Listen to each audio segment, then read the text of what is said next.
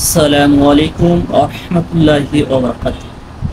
সম্মানিত ভিউয়ার্স, কেমন আছেন সবাই? আশা করি আল্লাহ তাআলার মেহেরবানিতে ভালো আছেন, সুস্থ আছেন। সুম্মা আলহামদুলিল্লাহ, আমি ভালো সুস্থ আছি।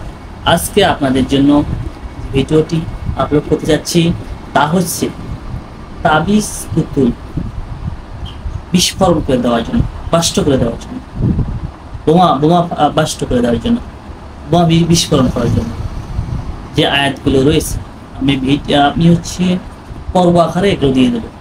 হ্যাঁ, অনেক আমল রয়েছে, এগুলো অনেক কার্যকরী। এগুলো হচ্ছে কোথাও যদি তাবিজ তোমার পুঁতে রাখা হয়, গাছে ঝুলানো হয়, বা ঘরে কোথাও যদি এগুলো আপনার পোতানো হয়, নদীতে, শ্মশানে, কবরে, বিভিন্ন প্রকার জায়গায় যদি কোনো পোতানো হয়, বা জঙ্গলে, পাহাড়ে, যে কোথাও থাকুক না কেন, এগুলো বোমের মতো বাষ্ট করে দেওয়ার জন্য আমি পর্ব আকারে অনেক কয়েকটি ভিডিও দেওয়ার চেষ্টা করব। এটুকু তাই নয়, রোগীর শরীরেও যদি কোনো জাদুর গিট্টা থাকে বা কিটু থাকে, বা যদি দুর্গ থাকে, ঘরের বসবাস থাকে জিনের, সেগুলো ধ্বংস করার জন্য এই আয়াতগুলো প্রয়োগ হবে। তার মানে একটি আয়াত দিয়ে অনেক কাজ হবে। তার মানে পর্ব আকারে আমি যে ভিডিওগুলো দেবো, প্রত্যেকটি আয়াতেই কার্যকর, প্রত্যেকটি আয়াতে আপনি এগুলো ব্যবহার করতে পারেন। হ্যাঁ, এগুলো তাদের জন্য আসলে যে রোগগুলো সুস্থ হচ্ছে না, আপনি এত চিকিৎসা করতেছেন, 3 মাস চিকিৎসা করতেছেন, 4 মাস, 6 মাস, রোগী ভালো হচ্ছে না। মনে রাখবেন, কোথাও না কোথাও আপনি ভুল করতেছেন, কোথাও না আপনার ভুল হচ্ছে চিকিৎসার।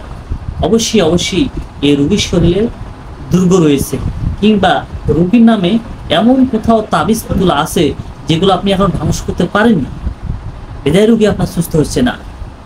কিংবা অনেক সময় দেখা যায় রোগী ঠিকই আমল করতেছে, অনেক রোগী দেখা যাচ্ছে আমল না করার কারণে সুস্থ হচ্ছে না। হ্যাঁ, আল্লাহর হুকুম নেই।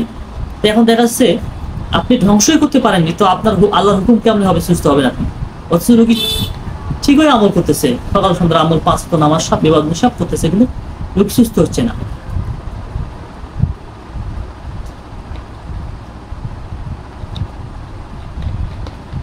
রোগী সুস্থ না হওয়ার কারণে কয়েকটি কারণে রোগী সুস্থ হয় না। এক হচ্ছে রোগী আমল না করার কারণে। এখন দেখা যাচ্ছে রোগী আমল ঠিকই করে, সুস্থ হচ্ছে না। তাহলে মনে রাখবেন, কবিরাজের কোনো সমস্যা রয়েছে। কবিরাজ হয়তো ভালোভাবে কি করতে পারতেছে না, ধ্বংস করতে পারতেছে না। কোথাও না কোথাও লুকায়িত আছে, যা জিন কিংবা কবিরাজ নজর বন্দি করে রেখেছে। আপনার জিন দেখতে পাচ্ছে না, বা আপনার রোগীকে চোখে দেখাচ্ছেন, রোগী দেখতে পাচ্ছে না, তো নজরবন্দিটা কাটা লাগবে। নজরবন্দি কাটার জন্য আমি ভিডিও দিয়ে দেবো ইনশাআল্লাহ পরবর্তীতে। তবে আজকের কথা হচ্ছে তাবিজ তোমার পুতুলছে, বা রোগীর শরীরে যে কিটু রয়েছে, জাদুর বা জিন পুরুষ রয়েছে, এগুলো বাষ্ট করে দেওয়া, বিস্ফোরণ করে দেওয়ার জন্য, বা মেরে ফেলার জন্য জিনদেরকে, বা তাবিজ তোমার বোমার মতো বাষ্ট করে দেওয়ার জন্য, যে কোথাও থাকুক না কেন, বা শরীরে খাওয়ানো থাকুক না কেন, সব ধ্বংস করার জন্য ভিডিও পর্ব আকারে ভিডিওগুলো দিয়ে দেবো। আজকের পর্বে পাচ্ছেন সূরা আল ইসরা বা বনী ইসরাইলের 16 নম্বর আয়াত। হ্যাঁ, 16 নম্বর আয়াত। আপনার হচ্ছে এই আয়াতটি রোগীর শরীরে 7 বার পাঠ করবেন। তাবিজ তোমার কবরে পোতা থাক, শ্মশানে পোতা থাক, যে কোথাও পোতা থাক না কেন, আপনি স্মরণ নিয়ত থাকবে আপনার, যে কোথাও পোতা থাক না কেন, সেখানেই যেন বাষ্ট হয়ে যায়।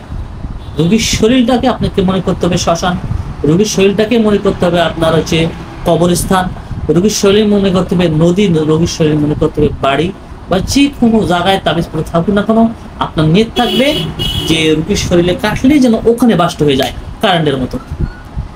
যেমন এখানে সুইচ টিপলে আপনার হচ্ছে ওই বাতি জ্বলে, সুইচ টিপতেছেন এক জায়গায়, বাতি জ্বলতেছে আরেক জায়গায়, তাই না?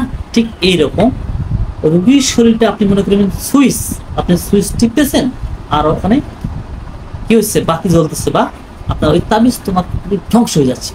এই যে নিয়াতটা, আমার নিয়ত নির্ভর করবে বিষয়গুলো। তবে আল্লাহর সাহায্য কামনা করে কিন্তু এগুলো শুরু করতে হয় ইসমে আজম পাঠ করে। তো এখন এই সূরা বনী ইসরাইল বা ইসরা, সূরা 17 নম্বর সূরার 16 নম্বর আয়াত, 17 নম্বর সূরার 16 নম্বর আয়াত। এই আয়াতটি সম্পূর্ণ 7 বার পাঠ করবেন।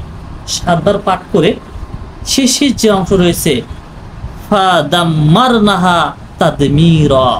দেখেন আল্লাহু আকবার, ফাদাম্মারনাহা তাদমিরা। এই অংশটি আপনাকে 33 বার পাঠ করতে হবে। পাঠ করে রোগীর শরীরে ফুঁক দিতে হবে, দেখবেন সব বাষ্ট হয়ে যাবে, আশা করা যায়। তো দীর্ঘদিন ধরে যাদের সমস্যা রয়েছে, এই দেখা যাচ্ছে এই আয়াতে বাষ্ট হচ্ছে না, তো আপনাকে শুধু এই আয়াতগুলোই যে এই আয়াতটি শুধু করবেন তা না, আমি পর্ব আকারে যতগুলো আয়াত দিব সমস্ত আয়াতগুলো রোগীর শরীরে প্রয়োগ করবেন একসঙ্গে। এই আয়াতটা 7 বার পাঠ করে শেষ অংশটাতে 33 বার পাঠ করবেন। আরো যে আমলগুলো দেবো, যেভাবে পাঠ করতে বলবো, যেভাবে যে নিয়ম করতে বলবো, পর্ব আকারে যে ভিডিও দেবো ওগুলো ওই নিয়ম পাঠ করবেন, রোগীর শরীরে সব প্রয়োগ করেন। আর যদি মনে করেন যে না আপনার মুমিন জিন আছে, মুমিন জিনের মাধ্যমে জানতেছে কোথায় কোথায় করা আছে, হ্যাঁ আপনি এই আয়াতগুলো পাঠ করে ওই জায়গায় এইভাবে বাস পাঠ করবেন। তবে এই সঙ্গে আপনি সূরা আম্বিয়ার 18 নম্বর আয়াতটা প্রয়োগ করতে পারেন। আমি পর্ব আকারে যতগুলো ভিডিও দেব জাদুটোনা বিস্ফোরণ করার জন্য, ওই আয়াতগুলোর সঙ্গে সঙ্গে আপনি সূরা আম্বিয়ার আয়াতটা প্রয়োগ করবেন, অনেক কার্যকর হবে ইনশাআল্লাহ। শুকরিয়া, সকলের দোয়া কামনা করে শেষ করতেছি। আসসালামু আলাইকুম ওয়া রাহমাতুল্লাহি ওয়া বারাকাতুহু।